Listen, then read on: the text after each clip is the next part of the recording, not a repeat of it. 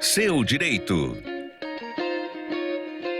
Muito bem, estou recebendo aqui o doutor Gustavo Chalfon. Doutor, prazer estar recebendo. O senhor queria cumprimentar, mas o momento, infelizmente, não nos permite, né? Tudo bem, né, doutor? Tudo ótimo, graças a Deus. Muito bem. Doutor, hoje nós estamos aqui para bater um papo, para tirar as dúvidas da população, né? Que é o momento, está todo mundo assim, o que eu posso, o que eu não posso, que direito eu tenho, que eu não tenho. Então já vou começar no popular, que muita gente me pergunta. Aumentar os preços hoje, álcool em gel, de cama, de material hospitalar, de máscara, isso pode ou não pode? Nunca, acho que não podia em momento nenhum, mas agora principalmente, né? Esse é um dos grandes absurdos que a gente vive durante essa pandemia da Covid-19. O Código de Defesa do Consumidor, que foi criado logo após a Constituição de 1988, o Código é de 1990, ele já tinha previsões próprias neste sentido de aumentos abusivos e desproporcionais.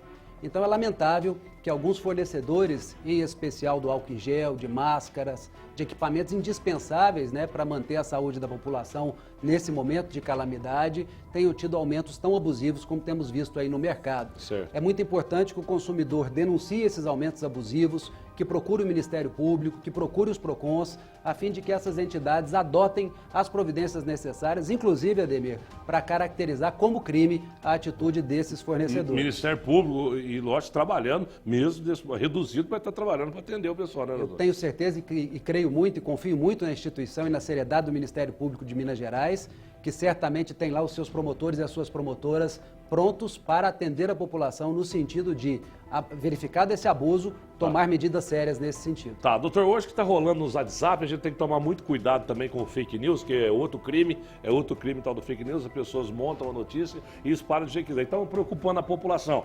Hoje vamos falar no UOL, por exemplo, que é né, que é muito forte, todo mundo sabe que é site confiável, né, pessoas, UOL, né? Então, o UOL é o seguinte, está dizendo que a empresa ela pode cortar até 70% do salário do empregado. Explica pra gente isso, pode ou não pode, ou o funcionário vai receber os 100% mesmo, doutor? Então, na realidade, essa foi uma medida emergencial, tomada ontem por uma medida provisória no final da noite, publicada hoje pelo governo federal, pelo presidente da República, em que ele, pela medida provisória 936, esse é o número da MP que trata dessa medida emergencial, de redução de carga horária e de suspensão dos contratos de trabalho. Duas foram as possibilidades lançadas pelo presidente por essa medida provisória. A primeira delas, a possibilidade da redução da carga horária do contrato de trabalho. Então, se o empregado, por exemplo, tinha uma carga horária de 8 horas, essa carga horária ela poderá ser reduzida em 25%, Sim. em 50% e até 70%. Mas e aí como é que fica esse empregado diante desse cenário de redução de carga horária? Ele terá a compensação financeira por um benefício emergencial criado pelo próprio poder público. Ou seja, o governo federal vai complementar o valor a fim de que não haja prejuízo a esse empregado, seja na redução proporcional da carga horária, seja na suspensão do contrato de trabalho. Tá certo. E como é que o pessoal, se quiser, para tirar mais dúvidas, para a pessoa não ir cair, né, no conto de fadas aí, para não cair na mão em golpes, porque nesse momento pode aparecer aqueles, ligando, me passa o seu documento, né, que eu vou te ajudar a receber também esse dinheiro. Isso é complicado, doutor. Sem dúvida, eu acho que é um momento de muita tranquilidade para cada um de nós, nada obstante essa situação de pânico que se instala em decorrência da pandemia.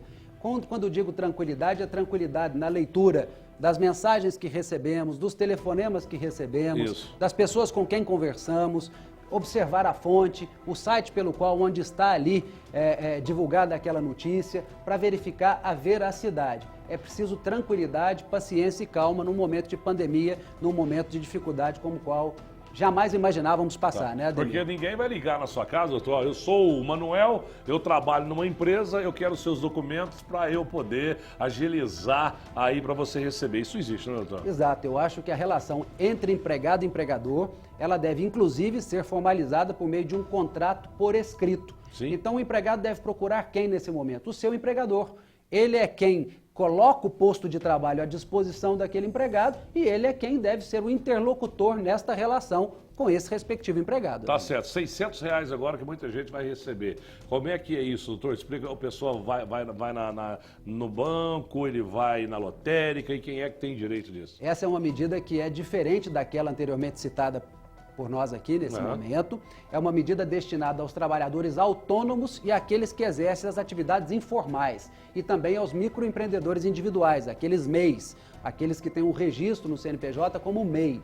Então, estas classes específicas de pessoas poderão, mas essa regulamentação ainda não foi publicada. O presidente informou ontem que sancionou o decreto do Senado Federal neste sentido, mas ainda não se estabeleceram as regras de como essas pessoas deverão procurar lá o cadastro único. O que se sabe até agora é a possibilidade da inclusão num cadastro único, que é o CAD único. Sim. Se alguém digitar nas redes, na internet, CAD único, certamente vai lá verificar a possibilidade de estar incluído nesta categoria de pessoas informais ou autônomos que não têm uma renda suficiente para se manter e receberão R$600 por 3 meses. Tá, e se a pessoa ela não tem documento, que muita gente encontra comigo, Ademir, eu sou autônomo e não sei o primeiro passo, né, o que eu tenho que fazer para poder receber esse dinheiro, eu não tenho, não está chegando a comida na minha mesa. Como é que ele faz, doutor? Sem dúvida. Como você mesmo disse anteriormente, a necessidade de se auto-informar. Isso. De buscar a informação no lugar correto. Isso. Para não pegar coisa errada, né? Exatamente. Então, no primeiro momento, buscar junto a esse CAD único, que é um site do governo federal,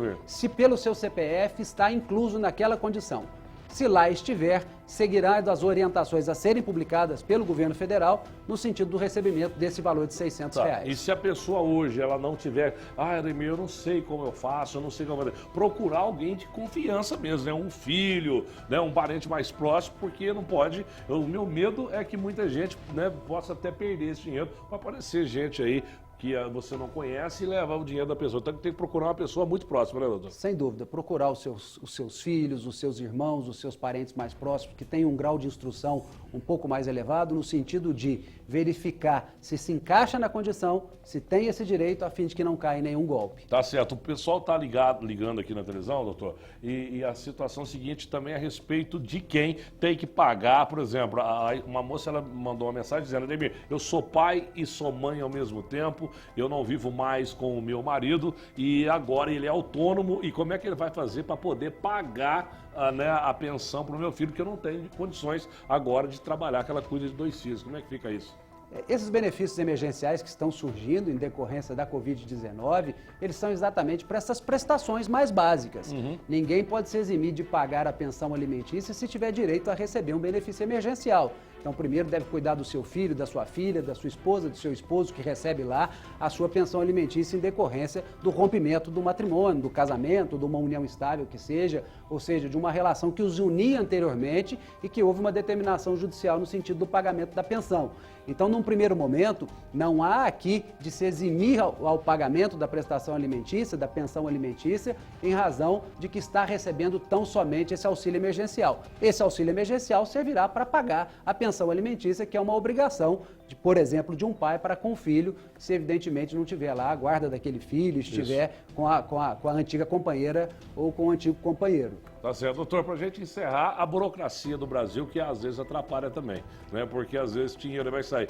Muita gente pode até demorar para receber. Se ela for no caminho certo e se não tiver a burocracia, rapidinho a pessoa consegue, né, doutor? Na realidade, a sugestão é procurar o Ministério Público, procurar a Defensoria Pública, procurar um advogado, procurar uma advogada, a fim de que reúna essas informações e acione, se for o caso, o Poder Judiciário. A Justiça está aí exatamente para acolher as pretensões daqueles que efetivamente têm direito, rejeitar aquelas pretensões de quem não tem direito, mas, enfim, prestar à sociedade o que nós no direito chamamos, Ademir, de tutela jurisdicional. Certo. É o momento de que o Poder Judiciário esteja pronto para atender a carência das pessoas e, na realidade, fazer muito mais do que efetivamente basicamente faria nos dias atuais. E o nosso Poder Judiciário, o Tribunal de Justiça de Minas, o Ministério Público, como eu disse anteriormente, eu tenho certeza que estarão prontos a receber essas demandas e atender bem o cidadão mineiro. Tá certo, doutor, quero te agradecer e colocar o nosso programa à sua disposição também. Eu que agradeço a oportunidade, o convite da Faculdade de Direito de Varginha de estar aqui com você nesse momento. Muito bem, aqui esse foi o quadro, então, Seu